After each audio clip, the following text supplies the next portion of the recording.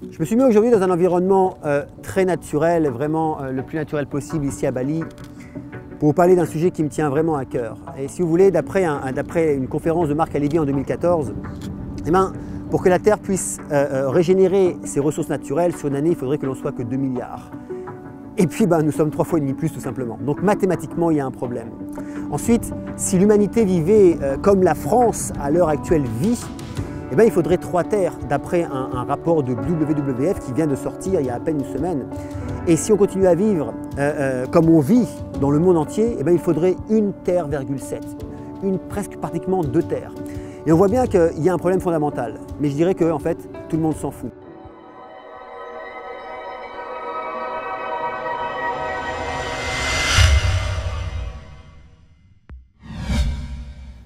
Bonjour à toutes et à tous, alors pour ceux qui ne me connaissent pas, je m'appelle Mika Deniso et je suis le fondateur de Soil in the Mind. Alors aujourd'hui, c'est une vidéo un petit peu particulière, juste au coucher de soleil, là à Bali.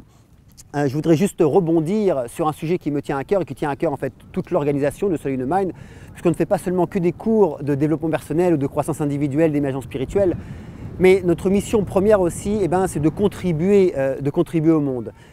Et aujourd'hui, lorsque l'on regarde ce rapport de WWF, quand on voit qu'au 5 mai, c'est-à-dire qu'en moins de 4 mois, la France a atteint, je dirais, un déficit écologique, c'est-à-dire qu'en 4 mois, elle a tout simplement exploité ce que la Terre produit en 1 an.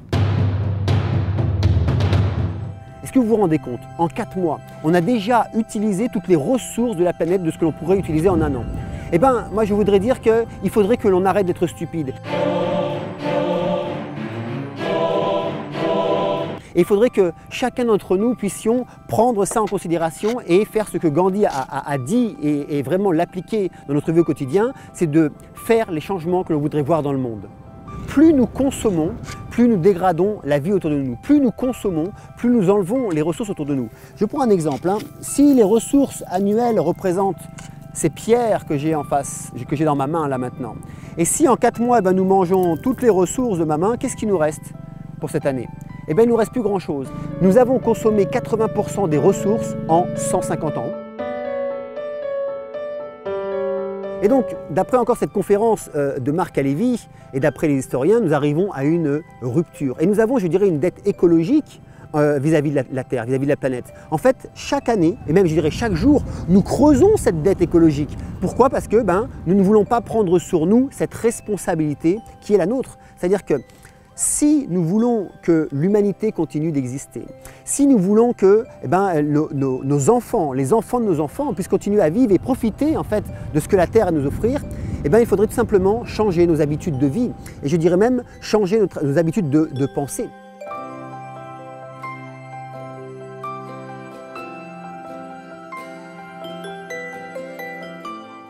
Donc le problème, il vient d'où? Il vient tout simplement en 2 mots de notre consommation. Et la solution, du coup, la solution vient de nous. C'est-à-dire quoi? C'est-à-dire qu'avoir une consommation qui ne nuit pas aux ressources planétaires. Tout simplement, c'est-à-dire que si nous décidons là maintenant de changer nos habitudes de penser, nos habitudes de consommer, et tout simplement en se posant cette question, est-ce que ce que je consomme, ce que j'achète, ce que je prends, nuit aux ressources planétaires? Et si la réponse est oui, de se discipliner et de se dire non.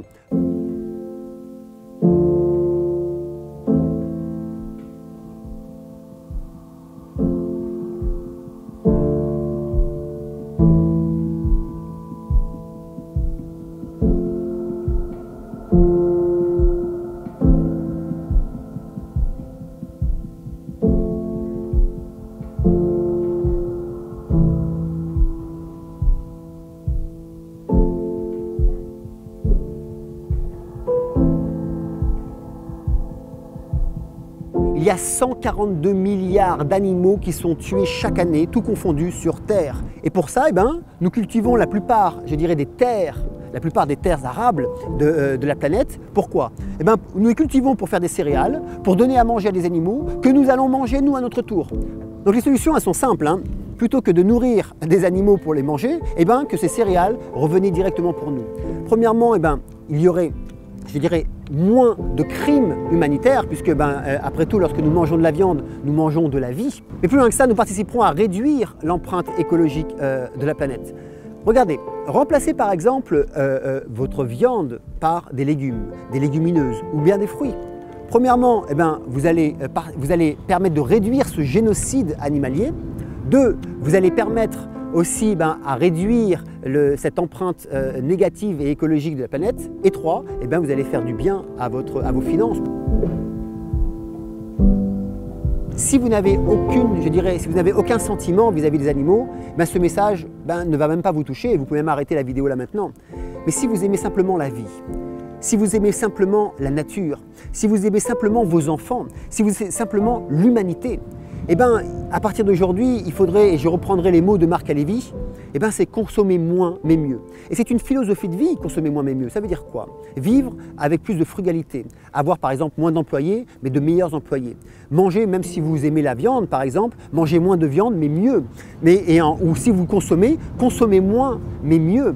Travailler moins mais mieux. C'est vraiment une nouvelle philosophie de vie qui nous est demandée. C'est un changement de paradigme, c'est un changement de pensée. Pourquoi? Puisque d'après nos historiens, si nous ne modifions pas nos modes de pensée là maintenant, nous arrivons à une rupture aux alentours de 2050 à 2070. Alors, je sais que c'est difficile de vouloir changer d'habitude, de vouloir changer de mode de pensée. Pourquoi? Parce qu'on a simplement été élevés, on nous a éduqués ainsi. C'est-à-dire que, bien sûr, nos gouvernements, la politique de notre pays, l'éducation, mais il y a aussi les grands groupes, les grands lobbies alimentaires, mais il y a aussi les grands lobbies pharmaceutiques. Pourquoi? Parce que lorsque l'on mange mal, ou par exemple quand on va dans les supermarchés, on voit bien qu'il y a 80% des produits, ce que j'appelle qui sont du dead food, c'est de la nourriture morte. La nourriture morte, c'est tout ce qui n'est pas vivant, donc tout ce qui n'est pas fruits et légumes, tout simplement. Donc il y a 80% de dead food. Et plus vous allez manger de la dead food, puisque nos cellules sont vivantes, plus vous mangez de la nourriture morte, plus vous allez être malade, tout simplement. Donc plus vous allez être malade, plus vous allez consommer des médicaments, et plus vous allez consommer des médicaments, plus vous allez faire marcher cette industrie financière, le système monétaire qui est autour de nous, et puis pour le plaisir de qui? De ces lobbies alimentaires et de ces lobbies pharmaceutiques. Alors, parfois, je vois aussi des commentaires, par exemple sur les réseaux sociaux, en disant oui, mais c'est à cause de nos hommes politiques, c'est à cause des grandes sociétés, des grandes industries. Mais je vais vous dire, c'est le peuple du monde, c'est vous, c'est moi qui faisons la vie. Pourquoi? Imaginez simplement que vous et moi, là maintenant, nous décidions d'arrêter de manger de la viande, tous ensemble, tout le monde, là maintenant. Qu'est-ce que feraient ces industries, qu'est-ce que feraient ces lobbies? À qui est-ce qu'ils le vendraient? À personne. Ce n'est pas à nous de suivre leurs désirs, mais c'est à eux de s'adapter à nos demandes. Donc nous sommes la clé. Vous et moi, nous sommes la clé.